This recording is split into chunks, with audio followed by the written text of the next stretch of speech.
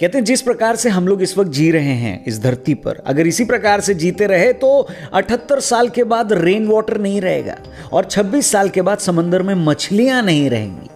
Pollution जैसे environmental problems से हर साल दुनिया में 3 मिलियन से ज्यादा 5 साल से कम उम्र के बच्चों की मृत्यु होती है। ये सब आंकड़ों ने दुनिया के सभी देशों को चिंता में रख दिया है और सब एनवायरमेंट को बचाने अपनी अपनी क्षमता से प्रयास कर रहे हैं।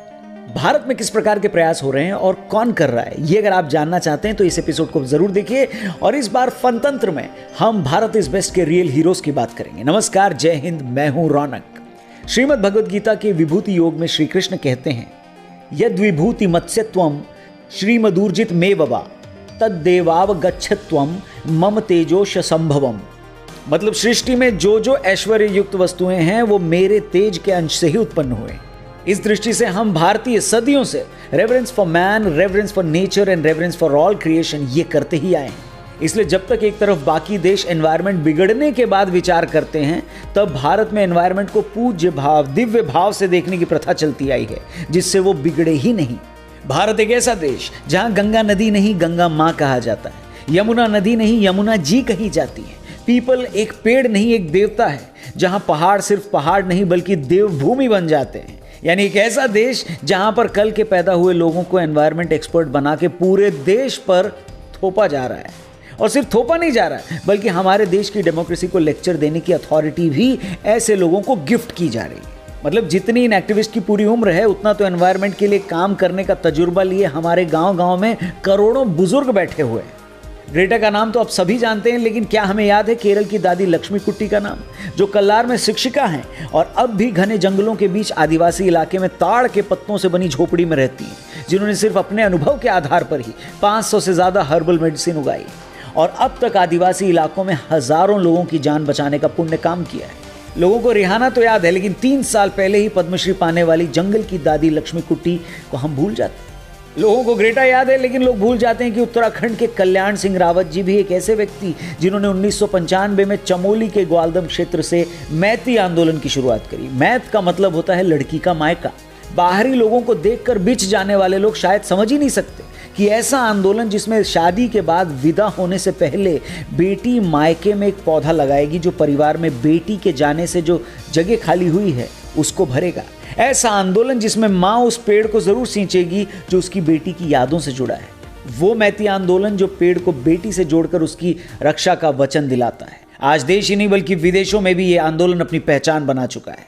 ऐसे महान आंदोलन को शुरू करके देश विदेश तक पहुंचाने वाले कल्याण सिंह रावत को सरकार ने 2020 में पद्मश्री से सम्मानित किया है। लेकिन ये हमारी वोक जनता के आइकन नहीं बनते, क्यों आप ही बताइए। और ग्रेटा को एनवायरमेंटलिस्ट बताए जाने पर किसी को कोई आपत्ति नहीं है, लेकिन आप ग्रेटा का नाम जानें और मध्य प्रदेश के किसान साहित्यकार बाबूलाल दहिया का नाम भूल जाएं तो बाबूलाल दहिया जी की कहानी आप तक पहुंचानी जरूरी हो जाती है। 60 के दशक में हमारे देश में ग्रीन रेवोल्यूशन के बाद जब विदेशी बीजों से भारत का बाजार पटने लगा और हजारों सालों से हमारी खेती की बैकबोन रहे हमारे देसी बीज, देसी ब्रीड खत्म होने लगे थे। देसी बीज हमारे एग्रीकल्चर की बैकबोन इसलिए भी थे क्योंकि हजारों सालों से हमारे क्लाइमेट के साथ, हमारी मिट्टी के साथ अडेप्ट कर चुके थे। ज्यादा पानी नहीं खाते थे, ज्यादा रखरखाव नहीं करना पड़ता था। ऐसे बीज जब गायब होने लगे थे तब उन्हें सहेजने का भागीरथी प्रयास करने वाले शख्स हैं बाबूलाल दहिया जी, जिन्होंने मध्य प्रदेश के 40 जिलों में घूम घूम कर धान, कोदो, कुटकी, मक्का समेत अन्य फसलों की 200 से ज्यादा देसी वैरायटी के बीजों को प्रिजर्व करने का काम किया। बाबूलाल दहिया जी को भी सन 2019 में पद्मश्री पुरस्कार से सम्मानित किया गया। ऐसे सैकड़ों उदाहरण हमारे सामने हैं जहां पर हमारे देश के ही नागरिकों ने सिर्फ इस देश की नहीं बल्कि दुनिया की भलाई के लिए अपना जीवन खपा दिया, जिन्हें शायद आज से 6 साल पहले तक हम में से कोई नहीं जानता था, जो बिना किसी इच्छा के और बिना किसी पीआर के अपना जीवन खपा चुके थे। और अगर पद्मश्री नहीं मिलता तो शायद ऐसे ही गुमनामी में इस दुनिया से चले भी जाते। ऐसे में जिम्मेदारी हमारी है कि पीआर और असली काम में फर्क जानना सीखें। जिम्मेदारी हमारी भी है कि समाज सेवा करने वालों और समाज सेवा का दिखावा करने वालों में फर्क करना सीखें। हमारा बस इतना पॉइंट है कि ग्रेटा हो सकता है बहुत अच्छा काम करती हों या जीवन में करें, पर इससे उन्हें दादी लक्ष्मीकुट्टी के देश को, कल्याण सिंह रावत जी के देश को, बाबूलाल दहिया जी के देश को, यानी भारत देश को लेक्चर देने का अधिकार तो नहीं ना मिल जाता। और हम अपनी प्रॉब्लम्स खुद सुलझाएंगे। हो सकता है आपस में लड़ें भी, बहस भी हो, शायद गाली गलौज भी हो, लेकिन ये हमारा अंदरूनी मामला है और इसी का नाम लोकतंत्र है। और दोस्तों, इन्हीं रियल हीरोज की वजह से हम कह सकते हैं कि भारत इज बेस्ट। जितने भी लोग इस वीडियो को देख रहे हैं, प्लीज अगर आपको ये वीडियो सही लगे, शेयर करने लायक लगे, तो दबा के शेयर करिएगा।